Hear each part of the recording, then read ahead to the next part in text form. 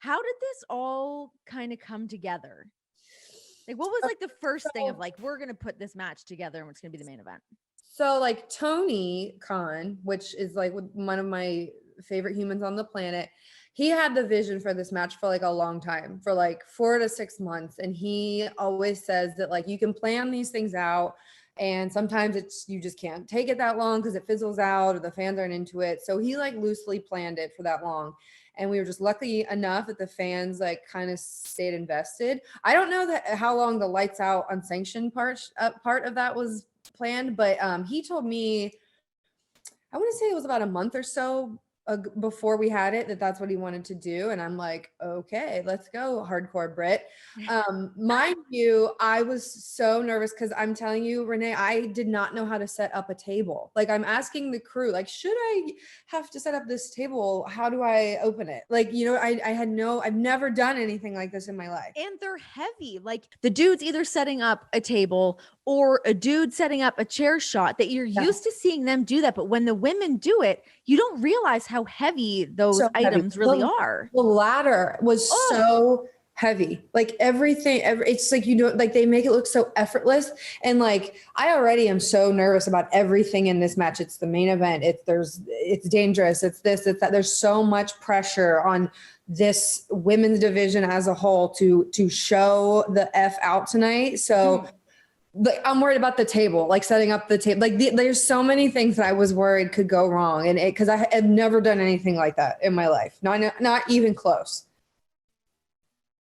So like just so stressful. Yeah. To like, okay, so I guess just starting with like the pressure of being first women to main event Dynamite. Yeah. I mean, did you really feel the gravity of that going into that matchup of how important that was going to be? Oh yeah. Yeah, I did. And then I guess I didn't really, I just kept thinking, you know, things change in wrestling. So he told us like that we were going to be doing the main event, but then I kept thinking like things are going to change. Then like day of, it's like the whiteboard in the back, you see like main event, Dr. Britt. And then I was like, holy shit, like this is happening. That just gave me goosebumps. I know. That's like for me when it really hit. And then the night before, I was just to like hype myself up, I watched the Trish and Lita main event match. And I was just thinking, I was like, oh my God, how cool would it be one day to go down in history books of like something like this match, like because it's such a famous match. Like I memorized the whole thing.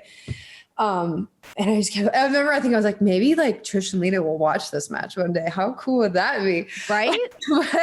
but no, I was so nerve-wracking all day. And then Jerry, who was our agent, he told us at least 3 times, like, you ladies have a chance to make history tonight. And every time he said that, I just like, I would like hype myself up. I was so nervous. Like I'm telling you, I'm an anxious person as is when it comes to wrestling, but it was like the most pumped up, anxious, nervous that I could have possibly been.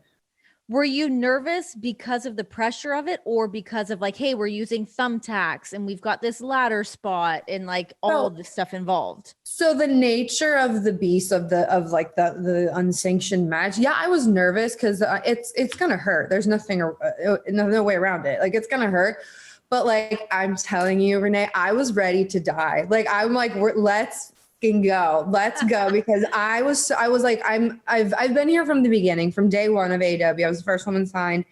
I've been through it all with the women's division. It sucks. They're not ready for TV. They're this, they're that. And I feel like this was like the opportunity to prove the legitimacy of the division and say that like, no, we do have a dog in this fight in women's wrestling.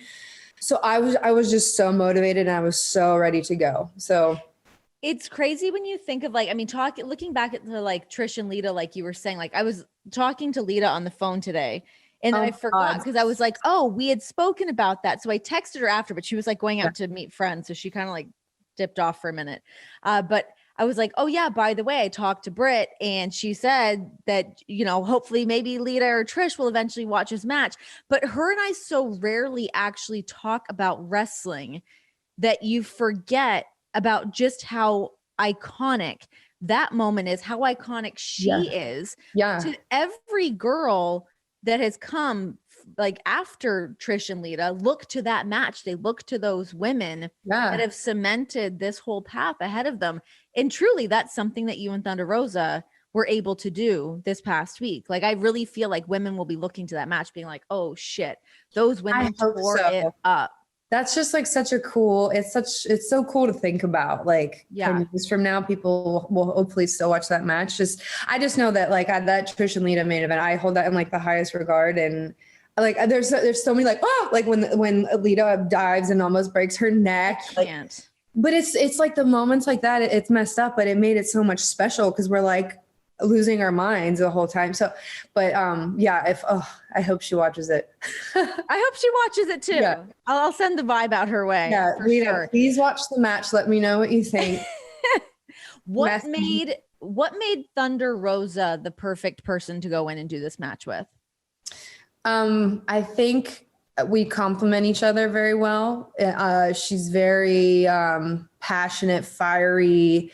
You know, she's a little badass baby face, and I'm just the ass heel that baby face hates. I'm the bully that says that she doesn't belong.